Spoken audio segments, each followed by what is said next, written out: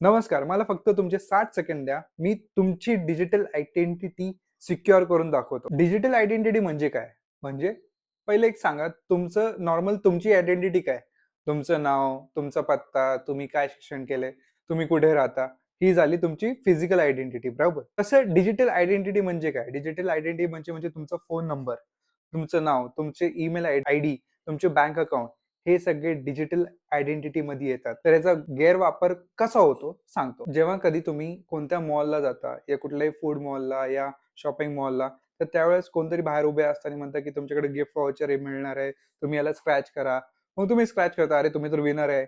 मग तुमच्याकडून काही महत्त्वाचे डिटेल्स घेतात, जे खूप गोड आणि सोपे असतात. जसं काय तुमचं नाव, तुमचा फोन नंबर, नंतर ईमेल ॲड्रेस आणि म्हणतात, "चला आम्ही तुम्हाला सेंटरला घेऊन जातो, जिथे तुमच्यासाठी गिफ्ट ठेवलेलं आहे." फॉर एक्झाम्पल आता ही 3 गोष्टी इझिली तुम्ही देऊ शकता. पण हेच तुमच्यासाठी खूप डेंजर गोष्टी आहेत. फॉर एक्झाम्पल ज्यावेळेस तुम्ही हे गोष्टी त्यांना देता, ते तुम्ही तुम्हाला वाटलं असेल की तुम्ही जाताय तुम्हाला मिळून जाईल. पण त्याच्यानंतर काही अजून ऑफर असतात, काय-काय गोष्टी असतात, तुम्ही फसवू शकता. तर तुम्ही प्लीज त्या लोकांना एंटरटेन अजिबात करू नका.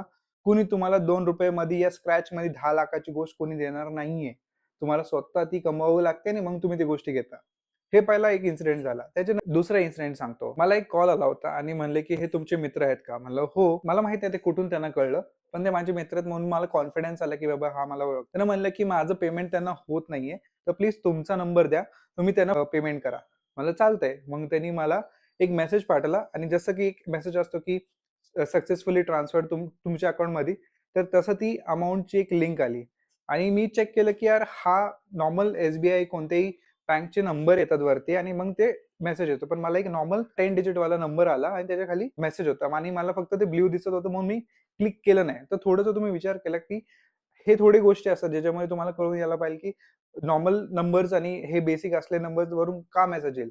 तर तो एक स्कॅम होता. जर का मी त्याच्यावरती क्लिक केलं असतं, तर माझे बँक अकाउंट त्या गोष्टींना गेले असते आणि माझ्यासोबत फ्रॉड झाला असता. आणि त्यानंतर त्या माणसाने मला कंटिन्युअसली कॉल बॅक केला आणि मला विचारलं, की "तुम्ही क्लिक केलं का? क्लिक केलं का? तुम्हाला मेसेज आले का? तुमचे पैसे आले का?" ऑब्व्हियसली जर का पैसे आले तर तुमच्या अकाउंटमध्ये चेक केलं असतं ना.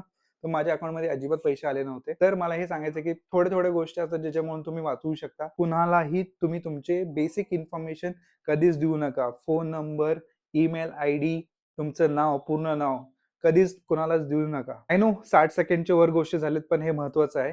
तिसरा, ज्यावेळेस तुम्ही कुणाला डोनेट करता, पैसे डोनेट करता, लोकं रस्त्यावरती येऊन म्हणतात, की आम्हाला हे प्लीज बघा आणि डोनेशन हवंय आणि तुम्ही तुमचे प्रेमाने आणि तुमच्या काइंडनेसमुळे तुम्ही कोणाला तरी पेमेंट करून देता. त्यानंतर ते तुम्हाला रिसिप्ट मागतात, म्हणजे की तुमचे फोनचा स्क्रीनशॉट मागतात. काय गरज आहे? एवढी बेसिक इन्फॉर्मेशन तुम्हाला पैसे भेटण्याचे म्हटलं ना, तर ठेवा ना. त्यानंतर तुम्हाला ते विचारतात तुमचं नाव आणि तुमचा फोन नंबर सांगा.